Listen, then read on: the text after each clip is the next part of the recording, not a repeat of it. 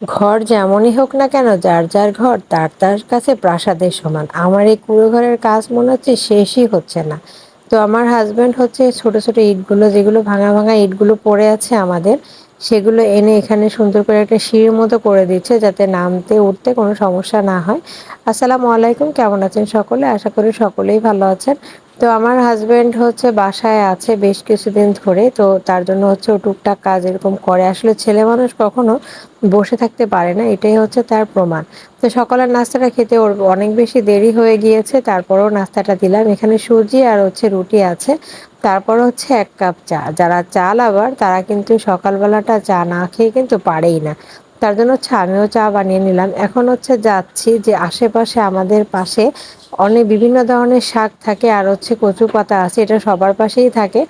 আসলে কি, আমি কিন্তু বাজার থেকে কখনো কচু পাতাটা কিনি না, কারণ ওটা আমি ভরসা পাই না। কারণ ওরা বাজারে যখন বিক্রি করে বিভিন্ন জায়গা থেকে কিনে আনে, সেটা স্বাস্থ্যসম্মত হতে নাও পারে। তার জন্য হচ্ছে আমি কখনো বাজার থেকে কচু শাকটা কিনি না। আমাদের আশেপাশে যেগুলো আছে সেগুলো যখন একটুখানি বড় হয়ে যায় তখনই কেটে নিয়ে এসে আমি রান্না করি। কচু শাকটা আমি আগে এতটা বেশি খেতাম না, আমার কাছে এতটা বেশি ভালো লাগতো না, কিন্তু যখন থেকে এর গুণাগুণ আমি জেনেছি তখন থেকেই হচ্ছে আমি কচু শাকটা খুব বেশি পছন্দ করে থাকি। আমার কাছে খেতে অনেক ভালো লাগে, এবং আমি যখন এটা ভাজি তখন এর মধ্যে একটু কালো জিরা ছিটিয়ে দিই, তখন খেতে আরও বেশি ভালো লাগে। তো বালিশটি ভিজে গিয়েছিল, তার জন্য হচ্ছে রোদে দিয়ে দিয়েছি। এটা হচ্ছে কাটা ঝুরি শাক, কে কি বলেন অবশ্যই কমেন্টে জানাবেন।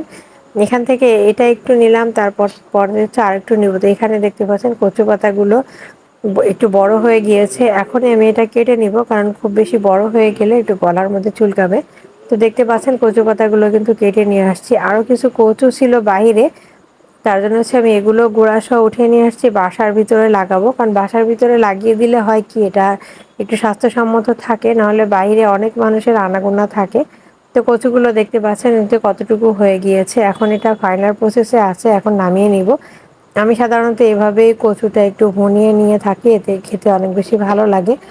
আর হচ্ছে আমাদেরই বাসায় এখানে পানি কুমড়া গাছ হয়েছে, কে কি বলেন অবশ্যই জানাবেন। কেউ চাল কুমড়া বলে, কেউ পানি কুমড়া বলে। এটা দিয়ে আর হচ্ছে কাঁঠালের বিচি দিয়ে আজকে একটা ডালের মতো রান্না করব। এটা খেতে কিন্তু অনেক ভালো। যারা যারা ট্রাই করেনি তারা অবশ্যই ট্রাই করবেন। দেখতে পাচ্ছেন আমি এখানে ডাল আর হচ্ছে কাঁঠালের বিচি আর মরিচ পেঁয়াজ সব একবারে নিয়েছি। এখানে হচ্ছে তেল গরম হয়ে গিয়েছে, তার মধ্যে দিয়ে দিচ্ছি।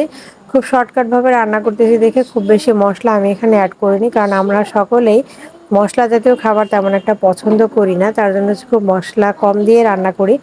তো আমি যে ডাল এবং যে কাঁঠালের বিচিটা দিয়েছি সেটা ভুনে নিয়ে তার মধ্যে হচ্ছে আমি পানি কুমড়ার পাতাটা দিয়ে দিলাম। এভাবে অবশ্যই খেয়ে দেখবেন, খেতে কিন্তু অনেকটা ভালো লাগে।